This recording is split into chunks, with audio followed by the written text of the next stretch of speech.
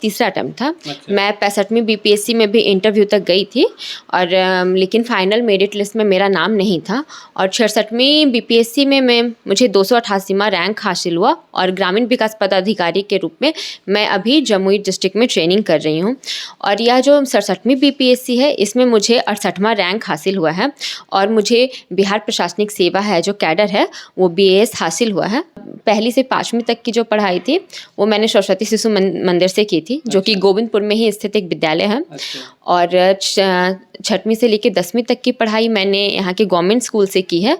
एक राजकीयकृत मध्य विद्यालय है और एक तैलिक वैश्य उच्च विद्यालय है। अच्छा। जैसा कि मैंने खुद ही गाँव पे रह के सारी तैयारी की तो ई लर्निंग के माध्यम से कि यूट्यूब एक अच्छा हमें प्लेटफॉर्म उपलब्ध कराता है। ऐसे हज़ारों वेबसाइट्स हैं, ठीक है, जो बहुत पॉपुलर भी हैं, बहुत अच्छे भी हैं। मेरे साथ था कि मैं हमेशा लक्ष्य ज़्यादा रखती थी और कम कर पाती थी, तो इससे क्या होता था ना कि मुझे लगता था यार फिर नहीं पढ़ाई हुई अच्छे से। तो फिर सेकेंड डे वो फिर रहता था कि कल भी तो अच्छे से पूरा कंप्लीट नहीं हुआ था। ये एग्ज़ाम खुद ही कितनी बार फेलियर ले आता है, कोई तय इसका फॉर्मूला नहीं है सक्सेस का कि आपको मिला है तो सबको मिलेगा ही। तो वो चीज़ है कि आपको बस कड़ी मेहनत करनी है, थोड़ा पॉजिटिव रहना पड़ेगा। बहुत बड़ा बदलाव चुटकी बजा के तो नहीं किया जा सकता। तो मैं हमेशा से चाहती थी कि एक पॉजिटिव जो बदलाव है उसका छोटा सा हिस्सा भी बन पाई अपने करियर के माध्यम से या अपनी लाइफ के माध्यम से, तो यही गोल है मेरा। नमस्कार, मैं अशोक प्रियदर्शी। आज हम गोविंदपुर में हैं। यह बिहार के नवादा ज़िले में आता है और यह झारखंड के सीमा से सटा हुआ क्षेत्र है। काफ़ी पिछड़ा हुआ माना जाता है और इस क्षेत्र से अफसर बिटिया कह सकते हैं कि एक अफसर बनी है और ये इनका दूसरा मौका है। चूँकि पिछला जब बीपीएससी का जब एग्ज़ाम हुआ था तो उस एग्ज़ाम में इनका 288वां रैंक आया था और ये वीडियो के पद पे ऑलरेडी ट्रेनिंग कर रही थी, कार्य कर रही थी और कार्य करते हुए फिर इन्होंने एग्ज़ाम दिया और इस बार 68वां रैंक लाई हैं और एसडीएम बनी हैं। तो हम इनसे जानने और समझने की कोशिश करते हैं कि आखिर ऐसा माना जाता है कि सुदूर क्षेत्र में पढ़ाई बड़ा मुश्किल कार्य होता है, तो फिर इस क्षेत्र से कैसे निकल के इसको सक्सेस कर पाई। और इनकी कहानी जानने का मकसद है कि अगर सुदूर ग्रामीण क्षेत्र में रहने वाली लड़कियों लड़के जो भी हैं, जो भी प्रतिभागी हैं, उनको थोड़ा सा भी अगर मदद मिल जाती है इनकी कहानी से तो हम लोग समझेंगे कि यह स्टोरी बड़ा कारगर रहा है। तो हम पहले इनका स्वागत करते हैं। आपका बहुत बहुत स्वागत कि आप जॉब में रहते हुए और फिर से आपने जॉब हासिल किया है। थैंक यू अशोक जी। मैं सबसे पहले आपका धन्यवाद देती हूँ कि आपने इस शानदार मुहिम में मुझे जोड़ा। और जैसा कि आपने बताया कि गोविंदपुर एक बहुत पिछड़ा इलाका है, तो एक सुदूर इलाके से एक अफसर बनने की जो खुशी होती है, मैं उन सब चीज़ों को, उन अनुभवों को आप दर्शकों के साथ साझा करने जा रही हूँ। और मैं चाहती हूँ कि जैसा कि अशोक जी ने कहा कि अगर इससे 2% लोग भी मोटिवेट होते हैं तो ये मेरे लिए बहुत ही खुशी और जो मेरा जो लक्ष्य रहा है उस तरफ एक अच्छा कदम माना जाएगा, ताकि कुछ भी लोग, अगर कुछ भी लड़कियां पढ़ लिख पाती हैं या फिर अपने पैरों पे खड़ी हो पाती हैं तो ये एक बहुत बड़ी उपलब्धि होती है आज के समाज में, जहाँ पे लड़कियों को बहुत अच्छे से पढ़ाया लिखाया जा रहा है। जैसा कि हमारी गवर्नमेंट का भी नारा रहता है बेटी पढ़ाओ बेटी बचाओ, तो इसी मुहिम में हम लोग सब लोग जुड़ते हैं और इस तरफ हम लोग का एक ये छोटा सा कदम है। ये आप पहले जो 2 साल में जो आपने क्वालिफाई किया तो उसके बारे में थोड़ा बता दें। एक्चुअली ये दूसरा अटेम्प्ट नहीं था मेरा, ये तीसरा अटेम्प्ट था। अच्छा। मैं 65वीं बीपीएससी में भी इंटरव्यू तक गई थी और लेकिन फाइनल मेरिट लिस्ट में मेरा नाम नहीं था और 66वीं बीपीएससी में मुझे 288वां रैंक हासिल हुआ और ग्रामीण विकास पदाधिकारी के रूप में मैं अभी जमुई डिस्ट्रिक्ट में ट्रेनिंग कर रही हूँ। और यह जो 67वीं बीपीएससी है इसमें मुझे 68वां रैंक हासिल हुआ है और मुझे बिहार प्रशासनिक सेवा है जो कैडर है वो बीएएस हासिल हुआ है, तो इसकी मुझे बहुत खुशी है। लोग ये जानना चाहेंगे कि आखिर आप तैयारी कैसे किए, कहाँ रह के किए? मैंने अपनी जो तैयारी है वो बेसिकली मैं ग्रेजुएशन के दिनों में मैं रांची में रहती थी। हालांकि जब लॉकडाउन हो गया तो मैं उसके बाद की सारी तैयारी मैंने 65वीं की का जो एग्ज़ाम था वो सब मैंने यहीं से रह के ही दिया है, क्योंकि लॉकडाउन के बाद तो सब लोग घर पे ही थे, तो यहीं से ही प्रॉपरली मैंने जो मतलब पेन ड्राइव कोर्सेज़ होते हैं या फिर ऑनलाइन कोर्सेज़ होते हैं और इंटरनेट जो है यूट्यूब खास करके उन सब के माध्यमों से तैयारी की, अखबार के माध्यम से तैयारी की। तो इन सब से जुड़ते हुए मैंने मतलब कि जो और तैयारी कर रहे बच्चे हैं उनसे अपना जुड़ाव रखा और इन सब के माध्यम से मैंने तैयारी की। तो 65वीं का जो तैयारी की थी तो पीटी तक निकल गया था? नहीं, इंटरव्यू तक मैं पहुँची थी। अच्छा, इंटरव्यू तो पहला जी, ही जी। अटेम्प्ट में? हाँ, पहला ही अटेम्प्ट में इंटरव्यू तक गई थी मैं, लेकिन वो मतलब कि मेरिट लिस्ट में नाम नहीं था मेरा। तो रांची में जो तैयारी कर रहे थे स्पेशली इसके लिए कर रहे थे या कोई और? नहीं, रांची में ग्रेजुएशन कर रही थी मैं, मतलब ट्यूशन कर रही थी ग्रेजुएशन के लिए, और इसके साथ-साथ इस चीज़ की भी तैयारी, सिविल सर्विसेज़ की भी तैयारी मैंने ग्रेजुएशन के दिनों से ही चालू कर दी थी। और लाइब्रेरी से जुड़ना, वैसे संस्थानों से जुड़ना जो कि आंसर राइटिंग करवाते हैं, ये सब चीज़ें मैंने की। और बहुत सारे नोट्स हैं जैसे कि जो बहुत पॉपुलर थे, वो सब मैंने परचेज़ किया। वो सब करते हुए मैंने तैयारी की। ये तो बड़ी अच्छी बात है कि चूँकि आपका बैकग्राउंड तो पिताजी बिजनेस में हैं हाँ। और माने उस परिवेश में नहीं थे, उसके बावजूद पहले ही अटेम्प्ट में आप वहाँ तक पहुँच गए थे। तो इसके पीछे क्या रीज़न था? कहीं कोई माहौल, कैसे माहौल बना आपका? नहीं, एक्चुअली जो मेरी जो फैमिली है, मेरा परिवार मतलब कि ग्रामीण क्षेत्र में रहते हुए भी एजुकेशन को लेके बहुत ज़्यादा सपोर्टिव रहा। विशेषकर जो मेरे पिताजी हैं, वो काफ़ी मोटिवेट करते थे शुरू से ही कि पढ़ाई पे ध्यान दो, पढ़ाई पे ध्यान दो। हमेशा मेरे घर में स्पेशली पढ़ाई का माहौल रहा। तो मैं अपने स्कूल के दिनों से ही पढ़ाई में काफ़ी सक्रिय रही थी। जैसे पढ़ाई में हो या फिर एक्स्ट्रा करिकुलर एक्टिविटीज़ वगैरह था, तो उसमें मैं सक्रिय रहती थी। हालाँकि जो मेरी जो स्कूली शिक्षा है, मैं उसके बारे में भी बात करती हूँ कि मेरी जो सारी स्कूली शिक्षा है वो गोविंदपुर से ही हुई है, और मैंने गवर्नमेंट स्कूल से ही पढ़ाई की है। अच्छा। हाँ, तो वहाँ की जो थोड़ा टीचर्स, उसको और डिटेल में बताइए, जैसे हम अगर मतलब कि मैं अपनी प्रारंभिक बुनियादी शिक्षा कहाँ हाँ, से? बुनियादी शिक्षा की बात करूँ तो स्कूल का नाम हाँ, पहली से 5वीं तक की जो पढ़ाई थी वो मैंने सरस्वती शिशु मंदिर से की थी, जो कि अच्छा। गोविंदपुर में ही स्थित एक विद्यालय है। अच्छा। और 6वीं से लेकर 10वीं तक की पढ़ाई मैंने यहाँ के गवर्नमेंट स्कूल से की है। एक राजकीयकृत मध्य विद्यालय है और एक तैलिक वैश्य उच्च विद्यालय है। अच्छा। और 12वीं मेरा जो हुआ है वो प्रोजेक्ट कन्या उच्च विद्यालय से। ये सारे जो विद्यालय हैं वो गवर्नमेंट स्कूल से और गोविंदपुर में ही स्थित है। और मैं अपना ग्रेजुएशन की बात करूँ तो मैंने वो केमिस्ट्री में किया था, और वो मैंने किया था नवादा से, मगध यूनिवर्सिटी से। कौन सा कॉलेज था नवादा में? सीताराम साहू कॉलेज अच्छा, था। अच्छा। और वहाँ से मैंने मतलब कि ग्रेजुएशन किया है, और साथ-साथ में मैंने ग्रेजुएशन के जो क्लासेस थे वो रांची से लिए थे, और उसी के साथ मैंने अपनी सिविल सर्विसेज़ की जो तैयारी है वो भी शुरू कर दी थी। और उसी मतलब कि मुझे पता था कि जब मैंने अपना गोल तय किया कि मुझे सिविल सर्विसेज़ में जाना है, तो मैंने एक-एक कदम उसकी तरफ बढ़ाया, क्योंकि मेरे जो फैमिली बैकग्राउंड है उसमें से कोई भी सिविल सर्विसेज से नहीं आता था। तो कोई भी आइडिया नहीं था कि कैसे करना है, कैसे पढ़ना है, क्या होता है, इवन फुल फॉर्म तक क्या होता है, वो भी गाँव के बच्चों को तो आइडिया नहीं होता है। हालाँकि मैं इस मतलब कि मैं कहूँ कि इस क्षेत्र में मैं भाग्यशाली रही कि मुझे अपने परिवार वालों का, अपने गुरुजनों का अच्छा सपोर्ट मिला। जिन लोगों से मैं मिली उन्होंने काफ़ी मुझे मोटिवेट किया कि आपकी राइटिंग स्किल अच्छी है, आप अच्छा लिखते हो। जैसे मैं रांची में थी तो वहाँ पे मतलब कि जिन सर से मेरा परिचय हुआ उन सब ने मुझे बताया कि आप अच्छा लिखते हो, आपकी राइटिंग स्किल अच्छी है, तो आपको उस क्षेत्र में काम करना चाहिए। और चूँकि बीपीएससी का जो मेंस का पेपर होता है वो टोटली है वो सब्जेक्टिव नेचर का होता है, तो उसमें राइटिंग स्किल्स का एक बहुत बड़ा योगदान है। तो इसका बेनिफिट मुझे हमेशा से मिला। वहाँ एक टीचर थे रांची में, वो कहते थे कि इसका पीटी हो जाएगा तो इसका मेंस कभी नहीं रुकेगा। अच्छा। हाँ, तो मतलब कि उनका ऐसा मानना था। तो वो चीज़ थी, जो राइटिंग स्किल्स है वो मेरी सफलता में सबसे ज़्यादा महत्वपूर्ण योगदान रखती है, क्योंकि मैंने उस पे बहुत काम किया है। लगभग जब मेरा ग्रेजुएशन चल रहा था तो मैं हर दिन 2 क्वेश्चन 3 क्वेश्चन लिखती ही थी। तो वो उस चीज़ का बहुत बेनिफिट मिला है मेरा। तो ये पूरी की पूरी मेरी एजुकेशनल जो जर्नी थी वो मैंने बताई।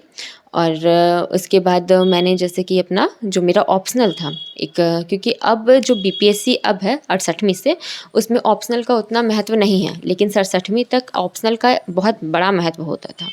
तो मेरा जो ऑप्शनल है, चूँकि मैं एक हिंदी मीडियम की स्टूडेंट्स रही हूँ हमेशा से, तो मैंने हिंदी लिटरेचर में हमेशा से रुचि थी। तो मैंने सोचा कि ये स्कोरिंग भी है, काफ़ी स्कोरिंग है हिंदी लिटरेचर, विशेषकर यूपीएससी में। तो मैंने सोचा कि इसे ही अपना ऑप्शनल बनाया जाए। अच्छा। तो बीपीएससी में मेरा यही ऑप्शनल रहा है, हिंदी। हाँ, हिंदी लिटरेचर। तो ये काफ़ी अच्छा सब्जेक्ट माना जाता है और मुझे इसमें इंटरेस्ट था। तो मैंने दृष्टि जो कोचिंग इंस्टीट्यूट है दिल्ली का, उसका पेन ड्राइव कोर्स है वो परचेज़ किया था। अच्छा। जिम तो और विकास दिव्यकीर्ति सर जो कि हिंदी लिटरेचर के बहुत अच्छे गुरु माने जाते हैं, उनसे ही मैंने ट्यूशन भी लिया था, उसके नोट्स भी मैंने किए थे, वो सब करके मैंने किया ऑनलाइन था। ट्यूशन लिए थे? हाँ, उसका एक पेन ड्राइव कोर्स आता है, अच्छा अच्छा। वो परचेज़ किया था। आप वो पेन ड्राइव कोर्स परचेज़ कर सकते हैं और मतलब कि लैपटॉप पे, फ़ोन पे ऐसा आप देख सकते हैं हमेशा। अच्छा अच्छा। हाँ, तो उसी के माध्यम से और उनके नोट्स के माध्यम से मैंने तैयारी की थी हिंदी लिटरेचर के। अच्छा, जी। लेकिन आपका केमिस्ट्री था, लेकिन हिंदी में कैसे जुड़े? जी, जी। ये पहला सवाल जो इंटरव्यू में मुझसे हमेशा पूछा जाता है हाँ। कि केमिस्ट्री फिर हिंदी हाँ, लिटरेचर। दोनों दो चीज़ है। हाँ, हाँ एकदम अपोज़िट धुरे की हाँ। चीज़ें हैं। तो सब मेरा मतलब कि पहले जो शुरू में मैंने सोचा था कि क्या करना है, तो मुझे लगा कि इंजीनियरिंग करते हैं। लेकिन मैंने 11-12 में उसकी कोशिश की थी, पर मुझे कुछ टाइम बाद समझ आ गया था कि मेरी रुझान इस तरफ नहीं है, अच्छा। मेरी रुचि का सब्जेक्ट नहीं है ये। और उस समय मुझे समझ नहीं आ रहा था कि अगर मैं इंजीनियरिंग नहीं करूँगी तो मैं क्या करूँगी? तो उस समय केमिस्ट्री अच्छा लगता था, तो मैंने ले लिया था अच्छा। बेसिकली, बिना कुछ ज़्यादा सोचे समझे। उतनी जानकारी नहीं थी मुझे, आप कह सकते हैं, उसका अभाव था, तो मैंने केमिस्ट्री लिया। मुझे लगा कि शायद मैं इसी क्षेत्र में कुछ करूँ, लेकिन फिर धीरे-धीरे जो मेरा रुझान है, मैं सिविल सेवा से जुड़ी, उसके बारे में जाना कि वो क्या होता है, तो फिर मैंने सोचा कि मुझे यही करना है, तो फिर एक चीज़ मैंने और हिंदी बताइए कि लिटरेचर। जैसे आप गोविंदपुर से रांची का कैसे आपका सफ़र हुआ? अ, क्योंकि ये आपका स्कूलिंग और कॉलेज जो भी है सब नवादा के आसपास ही है। हाँ, हाँ। जी, बिल्कुल। लेकिन हम विडंबना ही कह लें कि बिहार में है जो उच्च शिक्षा का जो स्तर है, वो बहुत ज़्यादा अच्छा नहीं है।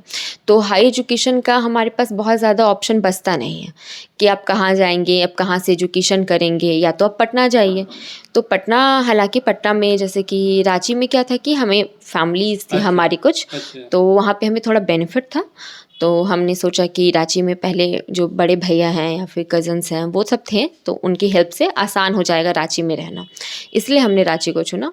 और मेरी छोटी बहन है, वो वहाँ रांची से 11-12 कर रही थी डीएवी से। अच्छा अच्छा। तो फिर हम सब वहीं पे चले गए कि वहीं से आगे की जो हायर एजुकेशन है, कि अगर आपको किसी चीज़ की तैयारी करनी है तो आपको वो माहौल तो चाहिए, आपको कम से कम ऐसे लोगों से जुड़ना तो पड़ेगा। तो हमने फिर रांची चुना था। कोई ऐसा भी जो इधर जाने के लिए, सिविल सेवा में जाने के लिए कोई ऐसा कारण बना है जो कि कोई प्रेरणा की वजह? जैसे आपका कोई ऐसा माहौल तो नहीं था? अगर मान लीजिए यहाँ पे लोग रहते हैं गोविंदपुर के लोग, तो उनको तो इतना दूर तक सोच नहीं पाते हैं। आसान है सफ़र, आसान नहीं कर सकते हैं, मेहनत करने से निकल सकता है, लेकिन सोचते नहीं हैं। तो ये आप कैसे सोच पाए इस माहौल के बीच में? हाँ, इसका क्या वजह रहा? वही मेरी फैमिली बहुत बड़ी वजह रही इसकी। मेरी फैमिली में एजुकेशन का जो बैकग्राउंड है बहुत स्ट्रॉन्ग रहा है। अच्छा। जैसे कि बहुत सारे जो मेरे अंकल हैं, या फिर मतलब मदर की साइड से कह लीजिए, सब सर्विसेज वगैरह में हैं, लेकिन अच्छा। वो बैंकिंग में हैं, रेलवेज़ में हैं। अच्छा। तो बैंकिंग और रेलवेज़ से जो मेरा ये था रुझान, तो धीरे-धीरे ख़त्म हो गया था। अच्छा। और फिर जब मैंने इंजीनियरिंग भी, मैंने कहा कि मुझे मतलब मेरी रुचि का विषय नहीं है ये, तो फिर मैंने सोचा कि मैं क्या कर सकती हूँ, क्या मैं बैंकिंग में जा सकती हूँ? मैंने अपने सारे ऑप्शंस एक्सप्लोर किए। अच्छा। तो आर्ट्स मुझे हमेशा से अच्छा लगता था, ह्यूमैनिटीज़ के सब्जेक्ट्स थे जो, तो मुझे लगा कि ये मेरी रुचि के भी सब्जेक्ट हैं, और मुझे ये पढ़ने में अच्छा लग रहा है, और ये मुझे एक बहुत अच्छा करियर गोल दे रहा है। अच्छा। और मेरा ये एक हमेशा से था कि मुझे मतलब कि मैं एक ऐसा करियर चुनूँ जिसमें कि मैं अगर पॉजिटिव बदलाव का छोटा सा हिस्सा बन सकूँ सोसाइटी में। मैं हमेशा अपना मतलब सिविल सर्विसेज ज्वाइन करने का एम मेरा यही रहा है कि अब बहुत बड़ा बदलाव नहीं कर सकते एकाएक। मैं ये चीज़ धीरे-धीरे समाज में रहते हुए, क्योंकि मैं एक ऐसे समाज से आती हूँ, मैं समाज समझती हूँ, तो मुझे लगा कि एक बहुत बड़ा बदलाव चुटकी बजा के तो नहीं किया जा सकता। तो मैं हमेशा से चाहती थी कि एक पॉजिटिव जो बदलाव है उसका छोटा सा हिस्सा भी बन पाई अपने करियर के माध्यम से या अपनी लाइफ के माध्यम से, तो यही गोल है मेरा। तो सिविल सर्विसेज से बेहतर तो कुछ नहीं हो सकता था। कि हम कह सकते हैं कि रांची जाने के बाद टर्निंग पॉइंट बना। हाँ, रांची जाने के बाद टर्निंग पॉइंट बना। लेकिन एक माहौल था पहले से। हाँ, एक दिमाग में एक चीज़ थी कि कुछ तो करना है। ये चीज़ जब रहती है कि हाँ, आपको कुछ ना कुछ करना है, आपको किस लाइन में जाना है, शायद ये क्लियर नहीं हो, क्योंकि हमें उस स्तर पे चीज़ें नहीं प्राप्त हुई कि बहुत ज़्यादा माहौल है या फिर सारे बच्चे इस बात की तैयारी कर रहे हैं, जैसे इलाहाबाद हो गया या रांची हो, ये दिल्ली हो गया, उन सब का तो माहौल अलग होता है पढ़ाई लिखाई का। लेकिन हमारे पास ऐसा कुछ नहीं था। तो हाँ, जुड़ने में टाइम लगा कि मैं अपने ग्रेजुएशन के फर्स्ट सेकेंड ईयर में इस चीज़ से जुड़ी। मैंने इसके बारे में जाना कि हाँ, मुझे इसकी तैयारी करनी है। कुछ लोग मुझे वहाँ पे मिले जो इस चीज़ की तैयारी कर रहे थे। हालाँकि वो अभी सफल नहीं हुए, हाँ, वो प्रयासरत है, तो जल्दी ही वो भी मतलब सफल हो जाएँगे, ऐसा मुझे लगता है। 65 में जो पहला प्रयास आपका रहा सक्सेस हो गया, तो कितना समय के बाद आपको ये सफलता मिल गई? मतलब हमको लगता है कि ग्रेजुएशन में पढ़ाई के दौरान ही तैयारी कर हाँ, ग्रेजुएशन में मैंने तैयारी शुरू कर दी थी। स्पेशली मैंने एनसीईआरटी और अपने राइटिंग स्किल्स पे काम कर लिया था। और 65वीं में मतलब कि पहले मैंने सोचा था कि मैं हिस्ट्री ऑप्शन लूँगी, लेकिन हिस्ट्री ऑप्शन मुझे बहुत ज़्यादा स्कोरिंग नहीं लगा। बहुत ज़्यादा मेहनत का डिमांड था और बहुत ज़्यादा स्कोरिंग नहीं था। बहुत वास्ट सिलेबस है हिस्ट्री का, 4-4 पोर्शन कवर करने होते हैं। अच्छा। तो फिर चूँकि हिंदी लिटरेचर भी एक वास्ट है, लेकिन वो कंपैरेटिवली बहुत ज़्यादा अच्छा स्कोर प्रदान करता है आपको। तो फिर मैंने हिंदी लिटरेचर की तरफ शिफ्ट किया। तो 65वीं के दौरान ही मैंने मेंस के दौरान ही अपना हिंदी लिटरेचर पहली बार कंप्लीट किया, उसको अच्छे से किया। मैंने कहा इसको मैं 6 महीने लगभग क्लासेस के जितने भी टाइम है उतना मैं दूँगी इसको, एक बार अच्छे से प्रिपेयर करूँगी, नोट्स बनाऊँगी, एग्ज़ाम्पल्स सेट कर लूँगी, क्योंकि हिंदी लिटरेचर में बहुत कुछ बदलाव नहीं होता है। आपको बस अगर आप अखबार पढ़ रहे हैं और आप कोई आंसर लिख रहे हैं, ठीक है? जैसे कि अगर आपसे एक सवाल आ गया कि तुलसीदास की सामाजिक सोच क्या थी, या फिर उनका मतलब कि उनको आज के तौर पे आप कैसे रेलेवेंट पाते हैं।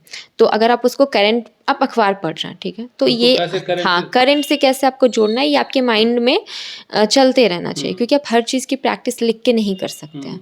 तो आपको आपकी पूरी मतलब प्रिपरेशन ऐसी होनी चाहिए, आपकी माइंडसेट ऐसा होना चाहिए कि आप अपने अंदर एक सोच डेवलप कर सको। आप पेपर पढ़ें, अपना व्यूज़ डेवलप करें। अगर आपके व्यूज़ किसी चीज़ पे बनते हैं, जैसे कि कोई स्कीम्स है, तो अगर आप वो स्कीम लेते हैं, आप उसको पढ़ते हैं, ठीक है? लेकिन अगर वो स्कीम से डायरेक्ट क्वेश्चन नहीं आएगा, मान लीजिए कि वो स्कीम कहीं न कहीं बेरोज़गारी को टैकल करने के लिए है, तो अगर आपसे कभी ऐसा क्वेश्चन आ गया कि बिहार के पिछड़ेपन के क्या कारण हैं, तो अगर आपने उसके कारण में एक चीज़ डाली है, तो अगर आप उसके दूर करने के उपाय भी बताएँगे, तो लेकिन वो योजना आपको वहाँ पे लिखनी है। तो ये जो चीज़ है ना कि इंटरकनेक्ट आप कैसे करते हैं चीज़ों को, आप बहुत सारा सब्जेक्ट बहुत कुछ पढ़ते हैं इसमें, तो हर चीज़ एक जगह इकट्ठी नहीं मिलती आपको। तो आपको क्या करना है कि बस आपको अपनी एक सोच बनानी है, एक अच्छी सोच बनानी है। अपना concept हाँ, clear अपना करना। कंसेप्ट क्लियर करना है, आपको आंसर राइटिंग पे फोकस करना है, पेपर पढ़ना है आपको, करंट से जुड़े रहना है। ये सब करते हुए अगर आप तैयारी करेंगे, स्पेशली एग्ज़ाम्पल्स तैयार करने हैं आपको। जैसे कि कुछ केसेस के नाम वग़ैरह अगर आप ध्यान रख सकें, या फिर जैसे हिंदी लिटरेचर है, तो हिंदी लिटरेचर में एग्ज़ाम्पल्स बहुत आते हैं। अच्छा। हर चीज़ के एग्ज़ाम्पल हम मतलब दिव्य कीर्ति सर कहते हैं कि हर पेज में 2 एग्ज़ाम्पल्स होने ही चाहिए। अच्छा। हाँ, तो हम लोग बस एग्ज़ाम्पल्स के थ्रू बहुत सारी बात अपने एग्ज़ाम्पल्स के थ्रू समझा देते हैं। तो एग्ज़ाम्पल्स को अपने आंसर्स में इंक्लूड करना चाहिए, करंट से जोड़ना चाहिए। ये सब बेसिक चीज़ें हैं जैसे लिखने अगर की। एक आध गो छोटा सा एग्जांपल्स, किस चीज़ का माने एग्ज़ाम्पल? जैसे बता रहे हैं कि किसी चीज़ में एग्जांपल से जोड़ना चाहिए, हाँ। तो अगर समझने के लिए कोई हिंदी का अगर दर्शक हैं तो वो कैसे समझ पाएँ? जैसे कि कबीर से कोई क्वेश्चन आ गया, ठीक है? तो मान लीजिए कि आया कि कबीर के साहित्य की क्या-क्या विशेषताएँ रही। तो उनमें पहला ही पॉइंट आता है कि उन्होंने गुरु की महिमा को बहुत उजागर किया, और हम सब जानते हैं गुरु गोविंद दो खड़े काके लागू पाए। लेकिन ये एग्ज़ाम्पल बहुत कॉमन है ना? तो ऐसा नहीं है कि उन्होंने 2-3 चीज़ें और गुरु के बारे में लिखी हैं। तो मैं ये वाला दोहा लिखने की बजाय मैं ये लिखूँगी, सतगुरु हमसे रीझ के कहिया एक प्रसंग, ये वाला दोहा लिखूँगी। अच्छा। तो इससे क्या होता है ना कि आपने एग्ज़ाम्पल आपने भी कलेक्ट किए, ठीक है? और आपके पास टाइम है तो आपने दोनों लिख दिया, और नहीं टाइम है तो आपने इसको प्रेफ़रेंस दिया। तो इससे क्या हुआ कि आपकी कॉपी थोड़ी-सी अलग लगी कि हाँ, इसने वो ही बेसिक वाली चीज़ें जो सब लिख रहे हैं वो नहीं लिखा। तो हिंदी लिटरेचर में विकास सर की जो दिव्य कीर्ति सर। हाँ, उनकी जो नोट्स है इतने पॉपुलर हैं कि सब उसी से पढ़ते हैं। अच्छा। तो हिंदी लिटरेचर में एक ये भी रहता है कि सबके आंसर्स मिल रहे हैं क्योंकि सबने एक ही नोट से पढ़ाई की है, एक ही जगह से विशेषकर तैयारी की है। और तो इसलिए मैंने अपने एग्ज़ाम्पल्स जो पीछे वाले एग्ज़ाम्पल्स होते हैं ना, उनको ज़्यादा प्रेफ़रेंस दिया, थोड़ा उनको चेंज। ज़्यादा, हाँ, थोड़ा चेंज किया, एग्ज़ाम्पल्स को थोड़ा चेंज किया। ऐसे हूबहू तो बराबर सब लगेगा। हाँ, हूबहू थोड़ा-सा बराबर लगेगा। हम्म। और मैंने हिंदी लिटरेचर में इस बार मुझे बहुत अच्छा स्कोर प्राप्त हुआ है। अच्छा। हाँ, 199 स्कोर है मेरा। अच्छा, तो बहुत है। हाँ, हिंदी लिटरेचर में वैसे स्कोर्स इस बार काफ़ी अच्छा स्कोर हुआ है हिंदी लिटरेचर में। तो इसीलिए वो मैंने छोटे-छोटे बॉक्सेस वगैरह बना के, ग्राफ बना के, मैप बना के, ये सब भी हिंदी लिटरेचर में इंक्लूड अच्छा। किया। तो अब क्या है कि अब जो पैटर्न है बीपीएससी का, वो काफ़ी हद तक यूपीएससी के स्तर पे वो ले जा रहे हैं। उन्होंने चेंज कर दिया है। पहले बहुत बड़े-बड़े सवाल लिखने होते थे, लेकिन अब क्या है कि अब छोटे-छोटे सवाल लिखने अच्छा। होते हैं। तो ऐसे में आपको अगर 20 आंसर 3 घंटे में लिखना है, तो आपको ग्राफ का, आपको डायग्राम का, इन सब का सपोर्ट लेना ही पड़ेगा। बिल्कुल।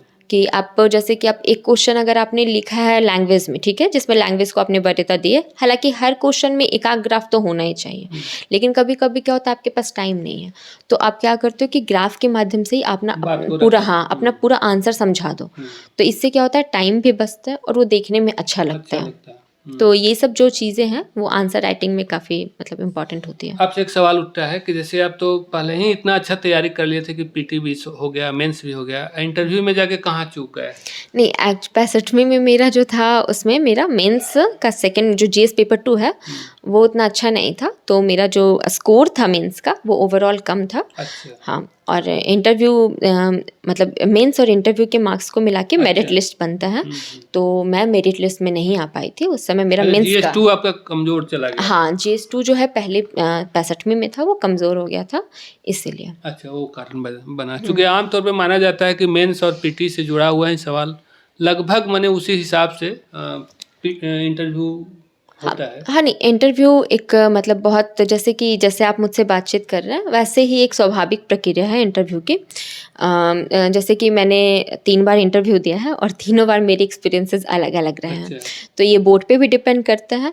बस आप इंटरव्यू की तैयारी बहुत ज़्यादा नहीं कर सकते, आप अपने स्तर तक कर सकते हैं, क्योंकि सवालों का कोई अंत नहीं है। अगर आप बहुत ज़्यादा पढ़ने लग जाएंगे तो हो सकता है कि जो आप पढ़ के गए हैं उससे एक सवाल ना आए, और हो सकता है कि जो आप पढ़े हैं वही सब आ जाए। तो इंटरव्यू एक मतलब आप अपना दायरा खुला रखें, आप कॉन्फिडेंट होके जाएं, आप उनसे बातचीत करें। जैसे कि इस बार का जो मेरा इंटरव्यू था 67th वाला, ये बहुत ही ज़्यादा डिस्कशन बेस्ड क्वेश्चन था, डिस्कशन बेस्ड इंटरव्यू था। उन्होंने, मुझे ऐसा लगा जैसे मैं उनसे बातचीत कर रही हूँ, वो मुझसे बातचीत कर रहे हैं। 15 से 20 मिनट का इंटरव्यू था और फिर वो ख़त्म हो गया। तो इंटरव्यू क्या जो बेसिक रहता है उसी से जुड़ा हुआ रहता है या क्या रहता है? नहीं, वो कोई भी सवाल पूछ सकते हैं आपसे। अच्छा। हाँ, अगर आज जैसे आपके साथ कोई सवाल जो हाँ, बताने लायक हो? जैसे कि उन्होंने सबसे पहले जो मुझसे पूछा था, वो ये पूछा कि आपका जो ग्रेजुएशन का सब्जेक्ट है वो क्या है, आपका ऑप्शनल क्या है। तीसरा सवाल था कि आपका मतलब कि आपका पोस्ट प्रेफरेंस क्या है, ठीक है। तो फिर मैंने ये सब बताया। फिर उन्हें पता चला कि मैं भी आरडीओ के पद पे चयनित हूँ। तो फिर इस मतलब डायरेक्शन में भी बहुत सवाल हुए, मेरे ट्रेनिंग से बहुत सवाल हुए। और मुझे सोसाइटी जो चीज़ें होती हैं ना, सोसाइटी के स्तर पे, वो सब भी बहुत ज़्यादा सवाल थे। जैसे कि डाइवोर्स रेट इतने क्यों बढ़ रहे हैं इंडिया में, ऐसा क्या हो रहा है जो डाइवोर्सेस इतने ज़्यादा हो रहे हैं। दूसरी चीज़ ये थी कि आपने आजकल पेपर में पढ़ा होगा कि पुरुषों का जो उत्पीड़न है वो भी इतना ज़्यादा बढ़ रहा है। तो ऐसे में क्या कारण है, हमारा कानून है वो क्यों नहीं सपोर्ट करता है मतलब कि पुरुषों को। ये क्वेश्चन थे। फिर एक जैसे मुखिया पति, सरपंच पति का जो कॉन्सेप्ट पंचायत में देखा जाता है, उससे रिलेटेड भी क्वेश्चन थे। और फिर हिंदी लिटरेचर से भी क्वेश्चन थे। कॉमन क्वेश्चन, हाँ, कॉमन क्वेश्चन थे, चल रहा था। हाँ। जी बिल्कुल। करंट अफेयर्स से भी क्वेश्चन थे, कॉमन क्वेश्चंस भी थे जो समाज में चल रहा है। साथ में हिंदी लिटरेचर से भी काफ़ी क्वेश्चन थे। और जैसे मतलब करंट वर्ल्ड अफेयर से भी बहुत क्वेश्चन थे कि नरेंद्र मोदी जी का स्टेटमेंट क्या आया है, मतलब हाँ, इजराइल के प्रति भारत के रुख में बदलाव आया है।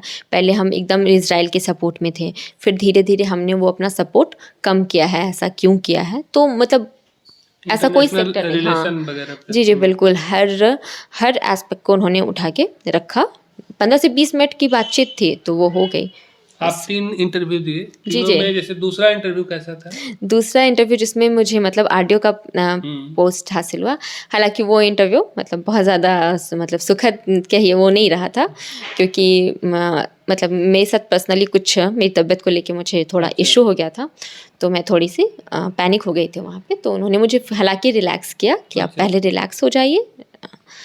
तो उसके बाद फिर उन्होंने सवाल पूछने शुरू किए। केमिस्ट्री से रिलेटेड सवाल थे कि बिहार में जैसे वो पता है जहरीली शराब वाला जो सिचुएशन हो रहा था कि जहरीली शराब में ऐसा क्या होता है कि लोग मर जाते हैं, ये सारे सवाल थे। और फिर एक मैम थी उसमें, तो उन्होंने फिर पूछा था कि आपका पोस्ट प्रेफरेंस क्या है, और फिर अगर फीमेल को लेकर के कौन कौन से कानून हैं जो फीमेल को प्रोटेक्शन देने के लिए हैं, आप क्या क्या सुधार करेंगे, ठीक है। तो ये सारे क्वेश्चंस थे। अच्छा। हाँ, वो मतलब एवरेज इंटरव्यू था, ऐसा नहीं था कि बहुत अच्छा था। मॉक इंटरव्यू हम लोग देखते हैं वो थोड़ा ज़्यादा ही भयावह लगता है। जी, जी।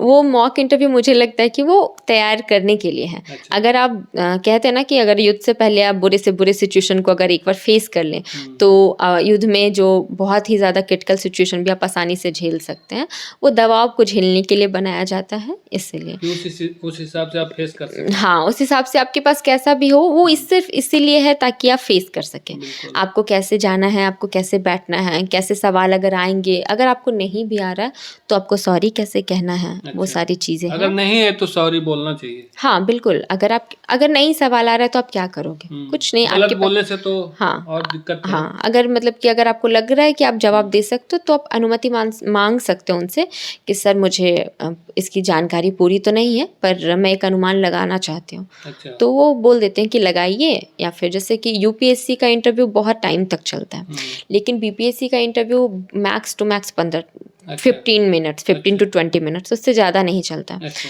तो कभी-कभी क्या होता है कि ऑब्जेक्टिव क्वेश्चंस भी ज़्यादा होते हैं उनकी तरफ से कि ये बताइए, वो बताइए, जैसे फिटकरी का फॉर्मूला बताइए, ये सब हाँ, वो उनका मतलब बहुत ही रैंडम क्वेश्चन रहता है। जैसे एक बार एक क्वेश्चन था कि हिंदी में मतलब कि ककहरा कितने होते हैं, अच्छा। आप ये बताइए। अच्छा। हाँ, तो वो मतलब कुछ भी कहीं से भी शुरू कर सकते हैं, वो आपकी पर्सनैलिटी देखेंगे, किसी से उनकी फेवरेट फिल्म ही पूछ ली या फिर कुछ भी। वो मतलब कि आपसे इंटरैक्ट करते हैं, देखते हैं कि आपकी बात करने का तरीका क्या है, आपकी जो पूरी पर्सनैलिटी है वो कैसी है, आप हाँ, आप झूठ तो नहीं बोल रहे हैं, आपके मनोभाव कैसे हैं, आप में ईमानदारी कितनी है, वो सब ज़्यादा मायने रखता है। आरडीओ जब बने थे तो कितना मार्क्स आया था उस समय? आरडीओ बने थे तो जो पूरा मार्क्स था वो 5 था। मैं पूरे अच्छे से बहुत याद नहीं कर पा रही हूँ। आरडीओ जब बने थे तब? मतलब पूरा मार्क्स फुल इंटरव्यू। और प्लस ए वाला हाँ, कितना टोटल कितने मार्क्स का एग्जाम था? टोटल मार्क्स का जो एग्ज़ाम होता है वो 900 नंबर का ये होता है, मेंस होता है, और 120 नंबर का आपका इंटरव्यू होता है, तो टोटल 1020 नंबर का होता है, ठीक है। और इसमें लगभग अगर आप 60% नंबर ले आते हो तो आप टॉप कर जाते हैं, अच्छा। ठीक है। 600 अगर नंबर भी आ गया तब तो टॉप है। और इस बार मेरा जो मार्क्स रहा है टोटल 585 रहा है। अच्छा, 585 67 में। जी। अच्छा। 505 मेरा मेंस में नंबर है और 82 मेरा इंटरव्यू में आया है। अच्छा, तो इस बार आपका ऑप्शनल में हिंदी था? हाँ, ऑप्शनल में हिंदी था। थोड़ा सा ये बता दीजिए कि अब तो मार्क्स बता ही दिए कि 10-20 नंबर का होता है, तो हाँ। थोड़ा आप जो पढ़ना होता है चूँकि बहुत बड़ा है, हाँ, आप बहुत कोई बड़ा। समझना चाहे कि इसको हम समराइज़ रूप से पढ़ें, तो कैसे पढ़ सकते हैं? आपका अनुभव को कैसे वो शेयर कर सकते हैं? अच्छा, सबसे पहले हमें मतलब कि जब भी हम सिविल सर्विसेज की तैयारी करते हैं, तो उस एग्ज़ाम के पैटर्न को समझना बहुत ज़रूरी है कि एग्ज़ाम लेने वाली संस्था कौन-सी है, एग्ज़ाम किन चरणों में होता है। तो जब तक मैं अभी फ़िलहाल मैं 67 तक की बात कर लेती हूँ, जो पहले स्तर पे होता था। वो 3 स्तर पे अभी भी होता है, पीटी, मेंस और इंटरव्यू, ठीक है। पीटी में ऑब्जेक्टिव आता है, मेंस में है वो सब्जेक्टिव नेचर के क्वेश्चन होते हैं, इंटरव्यू तो आपका व्यक्तिगत साक्षात्कार है ये, ठीक है। तो पीटी जो है वो अब नेगेटिव मार्क इंट्रोड्यूस कर दिया गया है, ठीक है।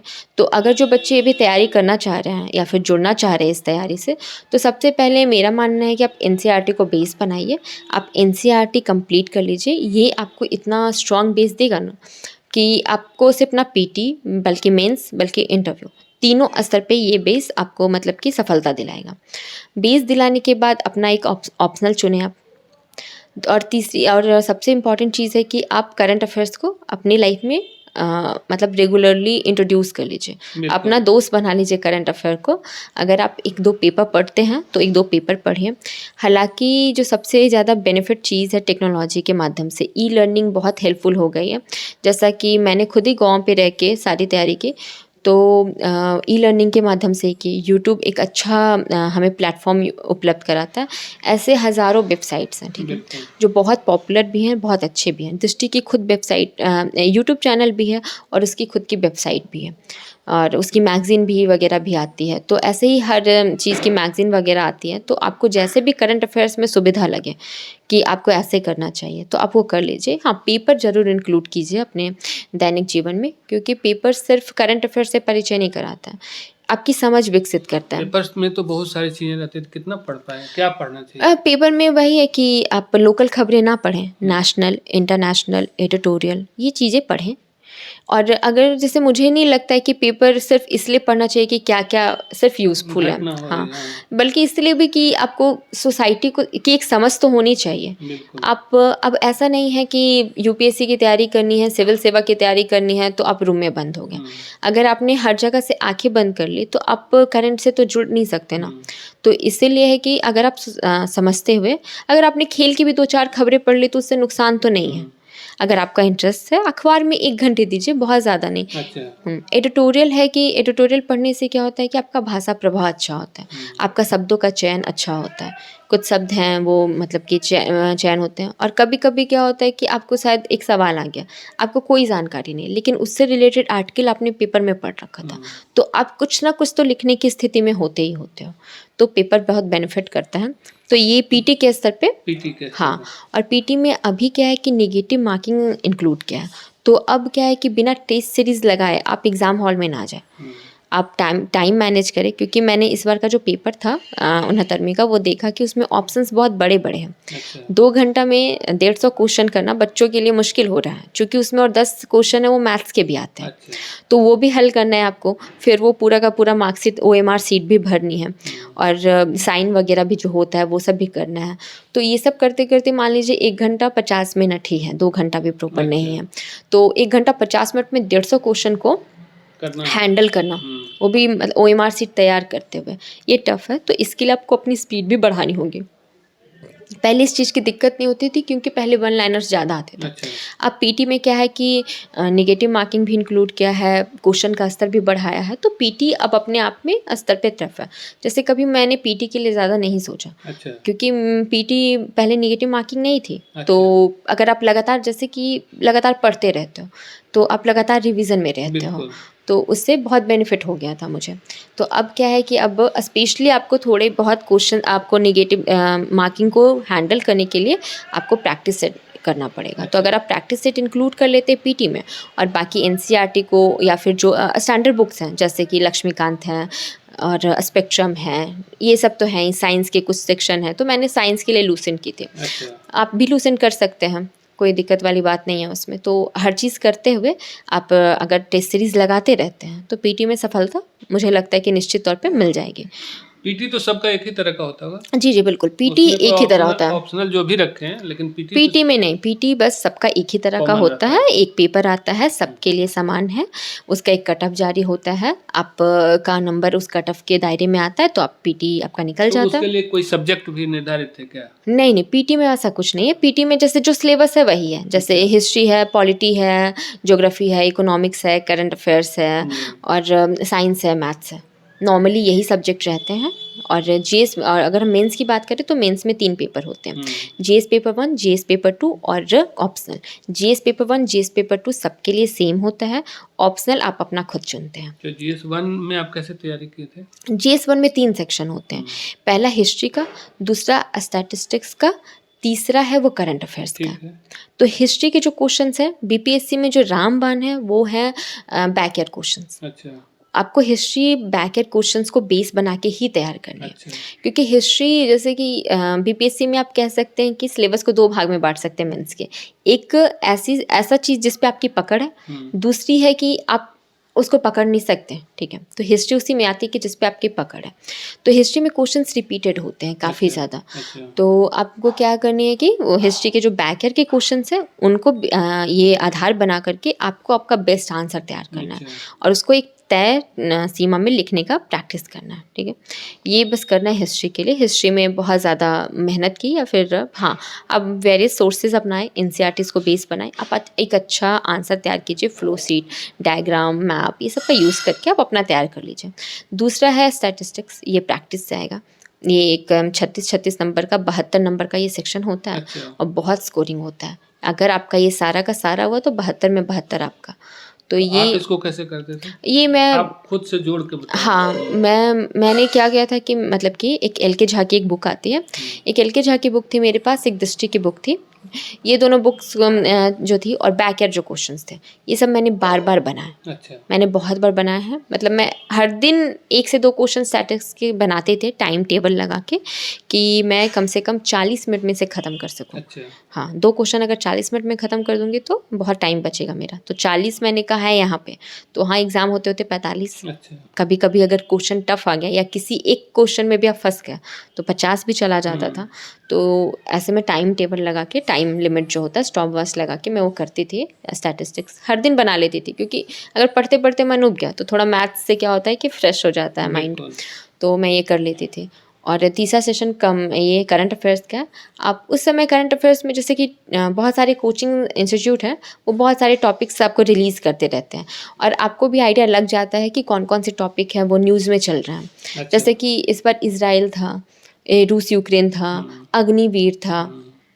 तो ऐसी चीज़ें जो बहुत बड़ी-बड़ी घटनाएँ हैं, बहुत कॉमन है। बहुत कॉमन है, ब्रिक्स है या फिर जो इंडेक्स जारी या होते फिर हैं, G20 G20 है, जी, बिल्कुल। जितने भी संस्था हैं, अंतर्राष्ट्रीय स्तर की घटने वाली घटनाएँ, वो सब ज़्यादा इम्पोर्टेंट होती है या फिर कोई बहुत बड़ी योजना है जो बिहार सरकार की है। अब कृषि रोड मैप है, तो आप इसको करंट अफ़ेयर्स में भी तैयार करेंगे, आप इसको इकोनॉमिक्स में भी तैयार करेंगे, आप इसको ज्योग्राफी में भी तैयार करेंगे। बिल्कुल। तो ऐसी चीज़ें करके आप कर सकते हैं। तो ये पहला जीएस पेपर 1 था। जीएस पेपर 2 का जो सेक्शन है वो 3 सेक्शन ऐसे ही है। पहला पॉलिटी एंड गवर्नेंस, दूसरा सेक्शन जो है ज्योग्राफी एंड इकोनॉमिक्स, तीसरा सेक्शन है साइंस एंड टेक, ठीक है। पहले से भी 3 क्वेश्चन, दूसरे से भी 3 क्वेश्चन और मतलब तीसरे सेक्शन से 2 क्वेश्चन। ये पुराना पैटर्न है। अभी हालाँकि क्वेश्चन का जो पैटर्न है मेंस में वो बदल गया है। अच्छा। हाँ, वो उन्होंने नंबर्स कम कर दिए हैं। अब टोटल 20 क्वेश्चन लिखने होते हैं, 10-10 नंबर के, 20-20 अच्छा। नंबर के, ऐसे क्वेश्चंस आते हैं। तो ये हो गया। और आप कैसे ये इन सब की तैयारी, पॉलिटी और गवर्नेंस पेपर, ठीक है। पेपर तो हम कुछ ना कुछ टॉपिक्स आते ही रहते हैं। बिल्कुल। और बैक ईयर क्वेश्चन बैंक और लक्ष्मीकांत, ये 3 मेरे मतलब कि मेन सोर्सेज रहे हैं। लक्ष्मीकांत बार-बार रिवाइज़ कीजिए। अब जैसे उसमें कुछ बहुत इंपॉर्टेंट चैप्टर हैं, जैसे कि फंडामेंटल राइट्स और प्रस्तावना हो गया या फिर संसद हो गया या प्रधानमंत्री, राष्ट्रपति हो गए या इलेक्शन हो गए, ये सब जो चीज़ें हैं वो सब हॉट टॉपिक है। वन इलेक्शन वन नेशन जो था इस बार का क्वेश्चन था 67th का। अच्छा। तो ये सारे टॉपिक्स आप तैयार करते रहिए। तो यही सब इसमें हो गया। और ज्योग्राफी और इकोनॉमिक्स में बैक ईयर क्वेश्चन और जो बहुत हॉट मुद्दे हैं जैसे कृषि, बेरोजगारी, गरीबी, बहुत सारे इंडेक्सेस जो हो गए या फिर बजट, इकोनॉमिक सर्वे, ये सब से आप डाटा लीजिए। सबको आपको किस में क्या डाटा यूज़ आएगा आप अपने हिसाब से दिमाग लगाइए और उसको तैयार कीजिए। इसमें भी आप अपना मोटा-मोटी टॉपिक तैयार कर सकते हैं ईज़िली। जैसे कि इसमें क्वेश्चन रहता है कि बिहार के आर्थिक पिछड़ेपन के क्या कारण हैं, या फिर एक क्वेश्चन था कि बिहार का जो इकोनॉमिक ग्रोथ है वो हमेशा से डबल डिजिट्स में रहा है, जितना कि हमारे कंट्री का भी नहीं है। बिल्कुल। तो ऐसे में फिर भी बिहार इतना पिछड़ा क्यों है? तो बेसिकली वो क्वेश्चंस काफ़ी ट्विस्ट करते हैं। तो आपको कैसे, आपको जोड़ के आप इकोनॉमिक सर्वे या बजट से कैसे डाटा का इस्तेमाल करके आप अपने आंसर्स को कितना साइंटिफिक मदद बनाते कर हैं। हाँ, सकते और साइंस एंड टेक का पोर्शन है, उसमें वो चीज़ लिखा हुआ है कि अगर आप इसका सिलेबस देखेंगे कि जिसमें कि एक्सपेरिमेंटल साइंस होता है उस पे ज़्यादा जोर दिया गया है। जैसे कि आपसे कभी टेक्नोलॉजी के बारे में ये नहीं पूछेगा कि इसके अंदर आप बताइए कि ये कैसे काम करता है, हैं। अच्छा। बल्कि ये पूछेगा कि ये है क्या? इसका अभी क्या यूजेस है? इसका भविष्य में क्या हो सकता है, भारत में इसकी स्थिति कैसी है, वैश्विक स्तर पे इसकी स्थिति कैसी है। जैसे कि उनके क्वेश्चन समान रूप से ये होते हैं कि कृषि को बढ़ाने में आप कैसे साइंस एंड टेक का यूज़ कर सकते हैं। बिहार हमेशा से बाढ़ और सूखा दोनों से प्रभावित रहता है, तो ऐसे में साइंस एंड टेक कैसे इसको कम कर सकता है। या फिर हर सेक्शन में वो कुछ सवाल ले आएंगे और उसमें पूछेंगे कि साइंस एंड टेक कैसे, जैसे प्रदूषण है तो प्रदूषण कैसे साइंस एंड टेक्स के माध्यम से कम हो सकता है। या फिर वो सिंपल भी है कि वही वरदान भी है साइंस एंड टेक तो अभिशाप भी है, वही वाली चीज़ है। तो आपको ये सारे क्वेश्चन बैक ईयर के माध्यम से आपको रेडी करने होते हैं। और जो करंट के मुद्दे हैं जैसे कि क्वांटम टेक्निक है, अगर वो चल रही है, नैनो टेक्नोलॉजी है वो चल रही है, या फिर ऐसी कोई टेक्निक आई है अभी जैसे एआई काफ़ी चर्चा में है, तो एआई आप तैयार करके जाइए। तो ऐसी चीज़ें अगर आप करंट के मुद्दों पे मतलब कि अपना ध्यान लगा के रखते हैं और उससे प्रिपेयर होते हैं तो फिर काफ़ी हेल्पफुल मिलता है। और ऐसा नहीं है कि आप जो तैयार करें वही है, आपको हमेशा से मेंस में एक आध दो सरप्राइजेस के लिए तैयार होना पड़ता है कि ऐसे क्वेश्चंस भी आएंगे शायद आपने नाम ना सुना हो। कॉन्सेप्ट आपको बना के रखना पड़ेगा। हाँ जी बिल्कुल, आपको कॉन्सेप्ट बना के रखना पड़ेगा कि ज़्यादा नहीं तो हम छोड़े ना वो सवाल, और ज़्यादा नहीं तो 15 नंबर हमको मिल जाए, कुछ कोई भी नंबर मिल जाए हमको। हम इतना लिखने के लायक खुद को बना लें कि आप कोई भी नहीं भी आता वो क्वेश्चन भी अच्छा नहीं लिखोगे, लेकिन लिखेंगे तो उससे जुड़ के तो लिखेंगे, वो चीज़ है। और पहले तो ऑप्शनल थी, अभी भी ऑप्शनल है, लेकिन हालांकि उसको बस ये कर दिया है ऐसे के रूप में नहीं, इससे ऑप्शनल है, वो बस एक क्वालिफाइंग पेपर कर दिया है। अच्छा, उसका मार्क्स अब नहीं जुटेगा? नहीं, उसका मार्क्स नहीं जुटेगा। अब जीएस पेपर 1, जीएस पेपर 2 और इससे का नंबर जुटेगा। तो इससे एक नया पेपर इंक्लूड किया गया है। अब हालांकि क्या होता था कि ऑप्शनल को लेकर के काफ़ी वाद विवाद होता था कि ये ऑप्शनल इस बार स्कोरिंग रहा, ये ऑप्शनल पीछे रह गया। अब आगे आने वाले समय में ये चीज़ें देखने को नहीं मिलेगी। हाँ जी जी बिल्कुल, अब इससे कॉमन हो गया। तो यूपीएससी में जैसे पहला पेपर ऐसे ही होता है जी, यूपीएससी में ऐसे होता है, लिखना होता है हमें, तो वैसे ही ऐसे लिखना है, 2 ऐसे लिखना है आपको। तो ये कितने मार्क्स का होगा? ये भी उतने ही नंबर का होगा, 300 नंबर का ही होगा, 100 नंबर का 3 हिस्से है शायद। जी, मैं ऑप्शनल में ऐसे हो जाएगा। हाँ, ऑप्शनल की जगह जो ऑप्शनल के नंबर जुड़ते थे अब इससे का एक पेपर है, ऑप्शनल बस एक क्वालिफाइंग पेपर हो गया। तो ऑप्शनल का वेटेज खत्म हो गया इसमें बिल्कुल भी। अब आपको ऑप्शनल नहीं तैयार करना है, आपको अब इससे तैयार करना है अपना। तो अब तो आपका हिंदी पे बात करने से बजाय हमें समझना चाहेंगे कि समराइज करके बता दीजिए कि आप क्या क्या पढ़े और कहाँ कहाँ से टिप्स लिए जो आपके लिए कारगर रहा। हाँ, अगर मैं अपने नोट्स की बात करूँ, ठीक है, तो कुछ नोट्स तो मैंने खुद से ही तैयार किए थे यूट्यूब वगैरह के माध्यम से, खास करके करंट अफेयर्स के नोट्स। और अगर मैंने हिस्ट्री की बात करूँ, मैं मेंस की बात कर रही हूँ बेसिकली, तो मेंस के लिए भी मैंने एनसीईआरटी, जैसे कि अगर मान लीजिए आपसे सवाल आ जाता है कि बिहार की प्राचीन शिक्षा व्यवस्था इतनी उन्नत थी, वर्तमान शिक्षा व्यवस्था अच्छी नहीं है, तो इसके ड्रॉबैक क्या कारण रहा, ठीक है। तो अब क्या करना है कि ये क्वेश्चन है वो करंट से, ये प्राचीन इतिहास से भी जुड़ रहा है, मध्यकालीन इतिहास से भी जुड़ रहा है, अंग्रेजों के टाइम से भी जुड़ रहा है, और आज के समय में आज़ादी के बाद से भी जुड़ रहा है, और आज के दशक में भी जुड़ रहा है। तो ये बहुत सारी स्टेजेस हो गया। तो अब आप क्या कीजिएगा कि अगर आपको ये आंसर तैयार करना है तो आपको इसके आंसर खुद से तैयार करने पड़ेंगे। तो आप एनसीईआरटी बेस को नोट्स बनाइए, आपके हिस्ट्री के जो नोट्स है उसको ये कीजिए, और ये सब करते हुए तैयार करते हुए तो आप यूट्यूब का और हाँ जी बिल्कुल एनसीईआरटी जी, एनसीईआरटी तो सब में नहीं होता होगा ना? नहीं, एनसीईआरटी सब में नहीं होता है, एनसीईआरटी बेसिकली बेस बनाने के लिए, लेकिन 11-12 का एनसीईआरटी है वो काफ़ी हेल्पफुल होता है, वो आप हमेशा पढ़ सकते हैं। और उससे आप बेस बना लीजिए 6, 7, 8 अगर आपको जैसी ज़रूरत है। अब जैसे किन्हीं का ह्यूमैनिटी सब्जेक्ट ही है, उन्होंने 11-12 तक ह्यूमैनिटी ही पढ़ी है, तो उनको बेस बनाने की ज़रूरत नहीं है। अब जैसे कि कुछ बच्चे साइंस के हैं, तो फिर अगर साइंस के है तो उनको बेस बनाने की ज़रूरत है, अगर उनको लगता है तो वो एनसीईआरटी पढ़ सकते हैं। तो बेसिकली एनसीईआरटी, न्यूज़पेपर, बहुत सारे यूट्यूब चैनल, खास करके मेरा जो मतलब रहा तो मैंने दृष्टि को काफ़ी प्रेफर किया, दृष्टि, और खुद के नोट्स जो मैंने बनाए थे ये सब मिला के मैंने अपने प्रीवियस ईयर क्वेश्चन, हाँ प्रीवियस ईयर क्वेश्चन जी बिल्कुल, वो तो भूलना ही नहीं है, वो पीटी में भी हेल्पफुल है और मेंस में भी बहुत हेल्पफुल है। उसी को बेस बना के आप तैयारी कीजिए, क्योंकि गाइड देगा कि किधर जाना है। हाँ जी बिल्कुल, एक गाइड देगा कि आपको किस डायरेक्शन में मेहनत करनी, किस टाइप के क्वेश्चंस पूछे जा रहे हैं मुझसे। तो घटना चक्र वगैरह जो होता है वो, जैसे हिस्ट्री का घटना चक्र है, तो हिस्ट्री से जितने क्वेश्चंस आए हैं आज तक वो सब एक जगह आपको मिल जाएंगे। तो वो सब आप ले सकते हैं, और थोड़ा बहुत लूसेंट यही मेन मतलब मेरे सोर्सेज रहे हैं। जो स्टैंडर्ड बुक होते हैं वो तो सबके होते हैं, उसके बारे में तो पूरी दुनिया जानती है। वही सारे जो हैं वही रहते हैं। ज्योग्राफी और इकोनॉमिक्स में मैंने खुद के नोट्स बनाए थे। वो सब यूट्यूब के हेल्प से थोड़ा बहुत, या फिर जो कुछ अगर कुछ नोट्स बनाए हैं कुछ पेपर में इकोनॉमिक्स से रिलेटेड आ गया है तो उनको उसमें इंक्लूड कर लेना। ये सब करते हुए मैंने अपनी तैयारी की थी।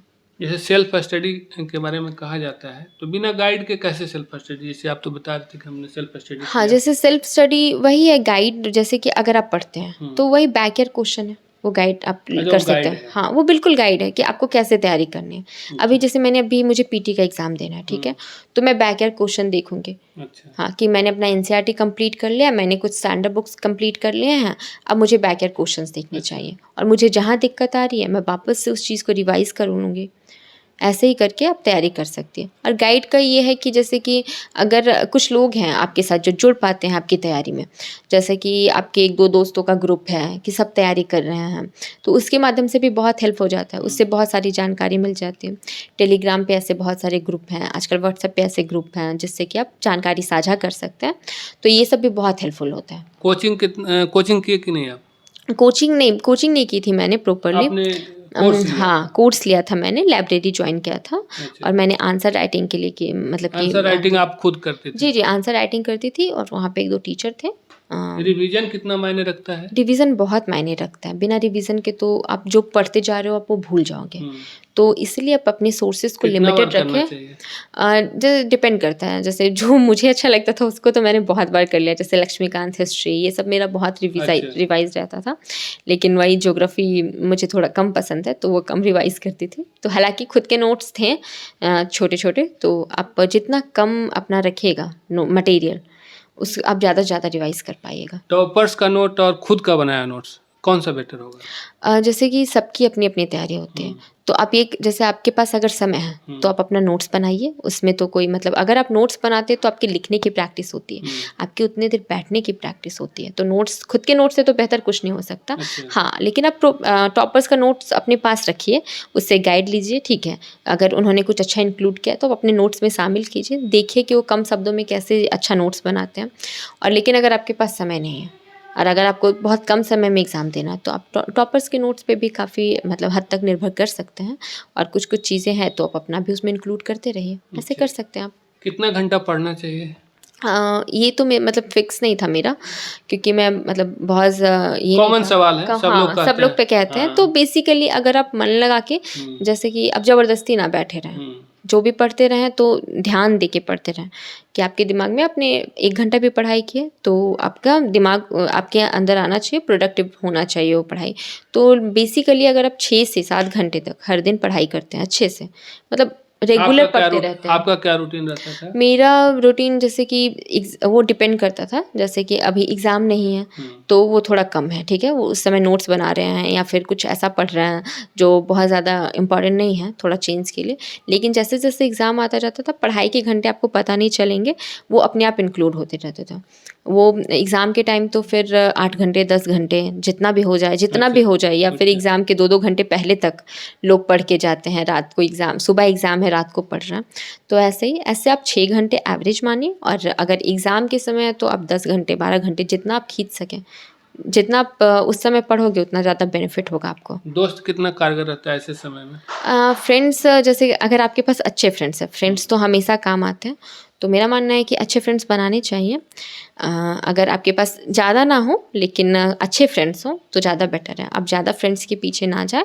अगर आपके गोल मिलते हैं, आपका विचार मिलता है, वो आपको पढ़ने के लिए मोटिवेट करते हैं, आप उनको पढ़ने के लिए मोटिवेट करते हैं, एक दूसरे को अच्छे दोस्तों के साथ जुड़े रहें। हाँ, अच्छे दोस्तों के साथ जुड़े रहें, क्योंकि एक लंबा सफ़र है। नहीं तो माहौल खराब हो जाएगा तो आपका सफ़र थोड़ा लंबा खींच जाएगा। हाँ जी, बिल्कुल। और फैमिली का सपोर्ट बहुत ज़रूरी है। अगर फैमिली अच्छे से सपोर्ट करे तो, क्योंकि ये एग्ज़ाम खुद ही कितनी बार फेलियर ले आता है, कोई तय इसका फॉर्मूला नहीं है सक्सेस का कि आपको मिला है तो सबको मिलेगा ही। तो वो चीज़ है कि आपको बस कड़ी मेहनत करनी है, थोड़ा पॉजिटिव रहना पड़ेगा, क्योंकि कभी कभी बहुत ज़्यादा नेगेटिव थॉट्स मन में आते हैं कि ये होगा भी या नहीं होगा, हमसे होगा भी या नहीं होगा, कुछ कमी रह रही है, 65 में रिज़ल्ट नहीं हुआ तो बहुत ज़्यादा ही तकलीफ दे होता है, स्पेशली इंटरव्यू के बाद, क्योंकि उम्मीदें लग जाती है कि शायद सिलेक्शन हो जाएगा। तो वो सब चीज़ें भी हैं। तो ये जितना सफ़र बहुत उतार चढ़ाव भरा सफ़र रहता है ये। तो फैमिली सपोर्ट जो कुछ दोस्त होते हैं, थोड़ा-सा कुछ आपके हॉबीज़ को भी आप अपना टाइम दें। ऐसा नहीं कि सिर्फ पढ़ते रहिए। 6 घंटे इज़ मोर दैन इनफ। अगर आप 6 घंटे, ऐसा नहीं, मेरे साथ था कि मैं हमेशा जैसे रेगुलर रहती थी पढ़ाई को लेके। ऐसा नहीं कि तो आप क्या मतलब 6 घंटे में कोई कोर्स तय कर लेते थे या कैसे करते थे? आप ये भी कर सकते हैं जैसे कि आप जो करते जी, थे? जी, हाँ। बिल्कुल। जैसे कि अभी मैंने 2 सब्जेक्ट उठाए। मैं बेसिकली 2 सब्जेक्ट उठाती थी और एक पेपर रहता था या फिर यूट्यूब का कोई चैनल करंट अफ़ेयर्स के लिए। तो वो मैं मतलब कि करंट अफ़ेयर्स मैंने कर लिया। अब मुझे हिस्ट्री में इतना से इतना करना है, ठीक है? तो उतना से उतना मैंने तय कर लिया, उतना से उतना मैं कर लेती थी। और हिंदी लिटरेचर पढ़ना, तो उतना से उतना मैंने कर लिया, ठीक है? अच्छा। हाँ। और मेरे साथ था कि मैं हमेशा लक्ष्य ज़्यादा रखती थी और कम कर पाती थी। तो इससे क्या होता था ना कि मुझे लगता था यार फिर नहीं पढ़ाई हुई अच्छे से। अच्छा। तो फिर सेकंड डे वो फिर रहता था कि कल भी तो अच्छे से पूरा कंप्लीट नहीं हुआ था।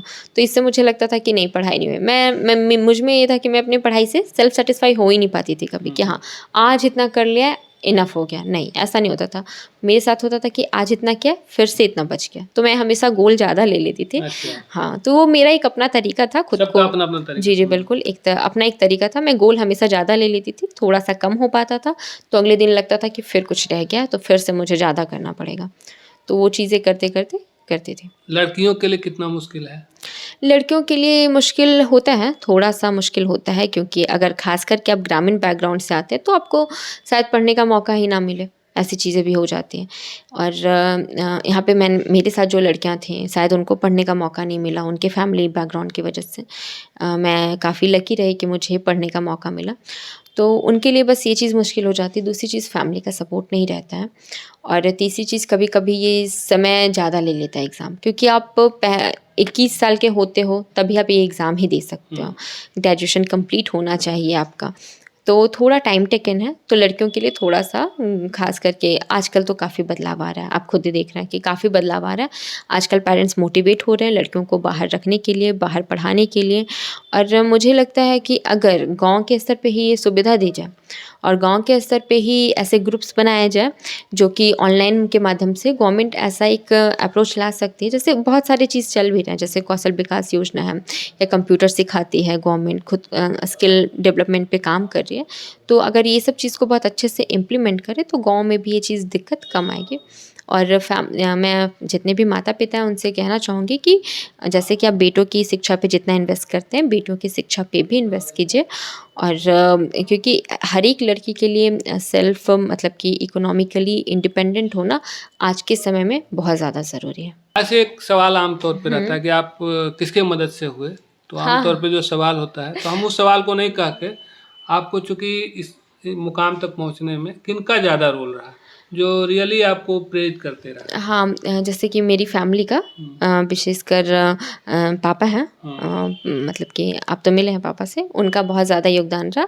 वो हमेशा से बहुत ज़्यादा सपोर्ट करते रहते थे और उन्होंने पढ़ाई पे बहुत फ़ोकस दिया। हमारे घर में, अब गाँव में वो पढ़ाई का माहौल नहीं है, लेकिन हमारे घर में पढ़ाई का माहौल हमेशा से था कि हमें मतलब पढ़ाई के लिए बैठना ही है, हमें कुछ अच्छी चीज़ें करनी ही हैं। जैसे कि 10th में भी मेरा बहुत अच्छा नंबर था, अपने प्रखंड में सबसे ज़्यादा नंबर था। अच्छा। तो ये सब काफ़ी मोटिवेट करता था मुझे और पापा काफ़ी मोटिवेट करते थे और पूरे फैमिली का, पापा, भैया, मेरी बहन, मेरी मदर, सबने मतलब कि काफ़ी मोटिवेट किया मुझे और काफ़ी एक ऐसा माहौल मुझे दिया जिसमें कि मैं पढ़ सकूँ।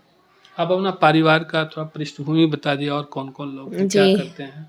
हाँ, मेरे पापा बिज़नेसमैन हैं और मेरी मम्मी जो हैं, मेरी माताजी, वो होममेकर हैं और मैं 2 बहन और 1 भाई हूँ। मेरे जो भैया हैं वो सॉफ्टवेयर इंजीनियर हैं। मैं सेकंड नंबर की हूँ, तो मैं मतलब कि अभी आपके सामने बैठी हूँ और मेरी जो छोटी बहन है वो तैयारी कर रही है सिविल सर्विसेज़ की ही। अच्छा। जी, वो अभी पटना में रहती हैं और जो मेरी दादी है और वो घर पे रहती है और एक अंकल हैं जो रेलवे में हैं। अच्छा, परिवार में और कोई ऐसा कोई सिविल सर्विसेज़ में नहीं थे? नहीं, नहीं, दूर-दूर तक कोई नहीं था। कैसा रिस्पॉन्स है? नहीं, परिवार में तो पिछली बार भी हुआ था तो बहुत अच्छा रिस्पॉन्स था और इस बार भी बहुत अच्छा रिस्पॉन्स है इस बार सब। रिजल्ट आया तो पहले किनको बताया? पापा को। क्या बोले? पापा को बोले कि पापा रिज़ल्ट आ गया है, 68 रैंक हासिल हुई है, एसडीएम में हो गया है। अच्छा। हाँ, तो पापा का क्या प्रतिक्रिया थी? पापा बोले ठीक है। चलिए, तो जी हमको लगता है कि आपसे बात करके बहुत जानकारी लेने की कोशिश किए हैं। जी, जी, और बिल्कुल। अगर कुछ बच्चों को भी थोड़ा बहुत समझ आ जाए, क्योंकि हम लोग तो उसको कंसेप्ट क्लियर कर सकते हैं, हुँ। तैयारी तो खुद करना है। हाँ, ये चीज़ है कि तैयारी खुद करनी है। पहला कदम मैं कहना चाहूँगी बहुत मुश्किल से उठता है, लेकिन एक बार पहला कदम आपने हिम्मत करके उठा लिया, तो आगे रास्ते बन जाते हैं। तो सबसे पहले अगर आप जो भी तैयारी कर रहे हैं या फिर जो तैयारी के प्रोसेस में हैं या फिर तैयारी करके एग्ज़ाम वगैरह दिए हैं और अभी असफल रहे हैं, तो उनको मतलब कि बहुत डिमोटिवेट नहीं होना चाहिए। अगर आप पॉजिटिव अप्रोच के साथ अगर आप अपने एजुकेशन को जारी रखें, तो मुझे लगता है कि सफलता ज़रूर मिल जाएगी। और जैसे कि एक चीज़ और भी है कि सिविल सर्विसेज़ की तैयारी अगर आपको सफल बनाए या ना बनाए, अधिकारी बनाए या ना बनाए, एक बेहतर इंसान ज़रूर बना देती है। तो आपको ये करना, अगर आप ये कर रहे हैं तो आप एक पॉजिटिव अप्रोच के साथ कीजिए, आपको सफलता एक ना एक दिन ज़रूर मिलेगी। और दूसरे वे बच्चे हैं जो अभी तैयारी में नहीं उतरे हैं, वो उनका सिविल सर्विसेज से गोल रहा हो है, वो उनको एक सपने की तरह देखते हैं, तो आप एक पहला कदम उठाइए, एनसीईआरटी से शुरू कीजिए। और अभी यूट्यूब, ई लर्निंग एक ऐसा विकल्प है जिससे कि आप घर बैठ के उसके माध्यम से भी अपनी तैयारी को एक अच्छी दिशा दे सकते हैं। तो यही मेरा एक संदेश रहेगा आप लोग को कि अगर आप चाहें तो कुछ भी कर सकते हैं, तो इसलिए इस दिशा में अपना पहला कदम उठाइए। परिस्थितियाँ तो कभी ना कभी हमारे अनुकूल होती तो कभी हमारे मत प्रतिकूल होती हैं, लेकिन हमें अपने मन से अपने मतलब कि क्या आपको करना है, अगर आप उस चीज़ को लेकर क्लियर हैं कि आपको यहाँ जाना है, आपको वो चीज़ करनी है, तो आप किसी न किसी माध्यम से ज़रूर कर पाएँगे। बिल्कुल। तो अगर आप अपने मस्तिष्क को थोड़ा-सा स्ट्रॉन्ग बनाते हैं, अपने मन को मजबूत करते हैं, तो आप कुछ ना कुछ लाइफ में बहुत अच्छा करेंगे। और सोसाइटी और जो समाज है, कहते हैं कि एक बेहतर इंसान वही होता है जिनका समाज के लिए कोई योगदान होता है। तो आप अपना वो योगदान और अपना जो परिचय है, वो समाज में ज़रूर दर्ज करा सकते हैं, अपनी उपस्थिति दर्ज करा सकते हैं। तो इस दिशा में अगर आप प्रयास करते रहेंगे, तो सारे छात्रों को और ख़ास करके सारे अभिभावकों को कि अपने बच्चों में भरोसा रखें, थोड़ा धैर्य का परिचय दें, वो बहुत ज़्यादा एक्सपेक्टेशन ना रखें, धीरे और उस दिशा में उनको पॉजिटिव अप्रोच के साथ उनको मोटिवेट करते रहें, तो एक ना एक दिन उनको सफलता ज़रूर मिलेगी। एक अहम सवाल है आपसे कि चूंकि आप एक ग्रामीण परिवेश से हैं, जॉब में भी गए और उसके बाद फिर तैयारी करती रहीं, जी। तो इस सफ़र को आप कैसे टैकल किए? एक्चुअली बेस मेरा बन चुका था, तो बेस के लिए तो मुझे मेहनत नहीं करनी पड़ी और पीटी का एग्ज़ाम है वो पहले भी हो चुका था, रिज़ल्ट से पहले ही। और जो मेंस का पेपर था वो रिज़ल्ट के बाद हुआ था। हाँ, उससे सफलता के बाद तो थोड़ा हम क्या होता है कंफर्टेबल ज़ोन में चले जाते हैं, तो ये मेरे साथ भी आया। हालाँकि जो बीएस था वो मेरा हमेशा से बीपीएससी में मेन एम था कि मुझे बीएस में ही जाना है, मुझे एसडीएम ही बनना है। तो ये मुझे काफ़ी प्रेरित करता रहा कि मैं जो पुराने नोट्स हैं उनको रिवाइज़ कर सकूँ, करंट अफेयर्स उनसे जोड़ सकूँ। तो जो पुरानी पढ़ाई थी उसने मेरी काफ़ी हेल्प की। तब तक तो पेपर 1 और पेपर 2 मैंने मतलब कि तैयारी रहते हुए, नौकरी में जाते हुए जमुई मैंने किया। और फिर इंस्टीट्यूशनल ट्रेनिंग हमारी हो गई थी 1 जनवरी से। तो वो जो पीरियड था ऑप्शनल के लिए वो बहुत ज़्यादा टफ हो गया था, क्योंकि अगर आप बिपाट जाते हैं, जो कि बीपीएससी से आए पदाधिकारियों की ट्रेनिंग का इंस्टीट्यूट है, गया में है वो, तो वहाँ का जो शेड्यूल है बहुत हेक्टिक होता है। आप सुबह 6 से लेकर के मुझे लगता है 8 साढ़े 8 तक, तब जाके आप फ्री होते हैं। तो उस दौरान वो तैयारी थोड़ी-सी मुश्किल थी और बाकी बच्चों को इसका बेनिफिट मिल रहा था जो जॉब में नहीं थे। हालाँकि मैंने क्या किया था कि मैंने सुबह का 1 घंटा और शाम के रात के 2 घंटे, और वो मैंने किया। वो अपनी तैयारी को मैं मतलब लगातार करते रही, मैंने बीच में पढ़ाई नहीं छोड़ी। तो इसी का बेनिफिट मुझे मिला और उसके बाद इस प्रकार से मैं तैयारी के साथ-साथ एग्ज़ाम भी दे पाई और मैंने इसको क्लियर भी किया। क्योंकि मुश्किल होता है कि आदमी जॉब में काम करता है तो थक जाता है, उसके बाद उसके पास समय बचता नहीं। जी, जी, बिल्कुल। मन थक जाता है और कॉपी मतलब पढ़ने का बिल्कुल इच्छा नहीं होती है। लेकिन अगर दृढ़ इच्छा शक्ति रहे, थोड़ा-सा अगर आप अपने ऊपर दबाव बनाएँ कि थोड़े दिनों की बात है, एग्ज़ाम के बाद तो फिर आपको आराम ही आराम है, तो फिर आप ये कर पाते हैं। अब अगला क्या होगा? यहीं पे आपका सफ़र रुक रहा है या और आगे बढ़ रहा है? नहीं, नहीं, बिल्कुल। मैं यूपीएससी के लिए सोच रही हूँ कि मैं अपनी जो प्रिपरेशन है उसको अभी धार देती रहूँ, और यूपीएससी का पेपर है जो 2025 का अटेम्प्ट है, वो मैं अच्छे से प्रिपेयर करके एक बार लूँ और उसमें अपना मतलब कि अपनी मेहनत को आज़मा के देखूँ कि मुझे कहाँ तक सफलता मिलती है। 2025 में पहला अटेम्प्ट होगा? जी नहीं, मैंने 1-2 अटेम्प्ट दिया है यूपीएससी का बीपीएससी के साथ ही, पर स्पेसिफ़िक तैयारी के साथ मैंने आज तक यूपीएससी नहीं दिया है क्योंकि मैं हमेशा से बीपीएससी से जुड़ गई और तो बीपीएससी की तरफ ही मेरा सफ़र चल पड़ा। तो मैं चाहती हूँ कि मैं यूपीएससी का एक बार फुल प्रूफ प्रिपेयर करके बीपीएससी को बिना दिमाग में लाए हुए, क्योंकि बीपीएससी का सर्वोच्च पद तो मुझे प्राप्त हो चुका है, तो बीपीएससी में मैं अब कभी मतलब दूँगी नहीं, बीपीएससी देने की मुझे आवश्यकता नहीं है। तो अब मैं यूपीएससी की तरफ अपना ध्यान लगाऊँगी। Thank you. Thank you so much.